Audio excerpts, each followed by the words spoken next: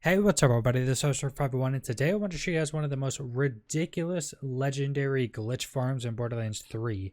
Now, I've done a video on this spot before, and this is the Gremlin Easter egg spot.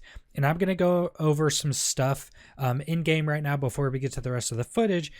But a lot of people think this is or is not a glitch because in the movie, if you give Gremlin water or put them in water, they multiply. A lot of people are saying this is that version for Borderlands because we don't have basically water elements. We have cryo, which multiplies them. Now, if this is or if this is not a glitch, I don't think it's intended to be this ridiculous, especially with how I'm doing it right now. And if you don't know where this is, if you go to Eden 6, if you go to the Voracious Canopy, and then you go right up here, the Legendary Hunt, that's what it is.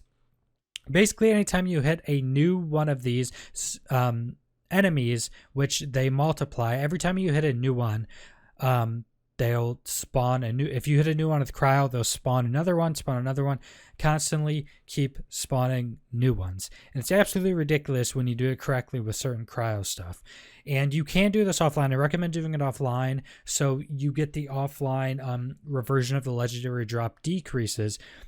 But basically what I'm doing with this is I'm doing a Moe's grenade build, which gives me, grenades back, regens my shields, all that type of stuff. I'll put a link in the description with this build that I'm currently using so you guys can use it.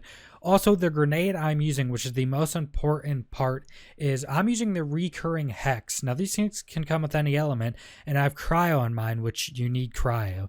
Now, this one is an absolutely ridiculous roll. You don't actually need this roll. You just need pretty much any hex with this Moe's build that has cryo on it. Now mine splits into 2 grenades, then splits in both those two, spawn 3 Merv grenades. That's why there's so many.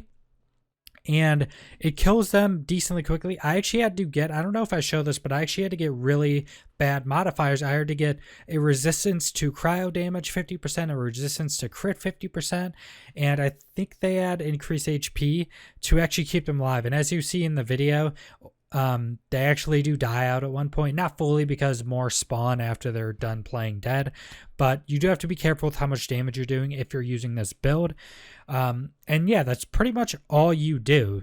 You just in this build, since I regen shields off the damage I'm doing, I'm invincible basically, and I just keep throwing these cryo grenades. Now, you can use anything cryo to spawn them, but this specific way, I'm using this cryo grenade. It is absolutely ridiculous. As you guys see, I think this can probably give thousands or, up to 1,000 legendaries an hour. It is absolutely ridiculous, and I don't know if you guys noticed, but when I was farming this, and the amount of time I was farming this, which I think was like 7 minutes total I recorded, there's so much stuff actually dropping and being on the ground that stuff starts disappearing and legendaries start getting sent to your lost loot. So if you actually farm this for a certain amount of time, your legendaries will start going away, and after your lost loot is filled, legendaries will start just disappearing, I guess, which is honestly the best issue to have, that there's legitimately so many legendaries that you can't pick them all up because you're still farming. Something you could also do is have multiple people in your game with you.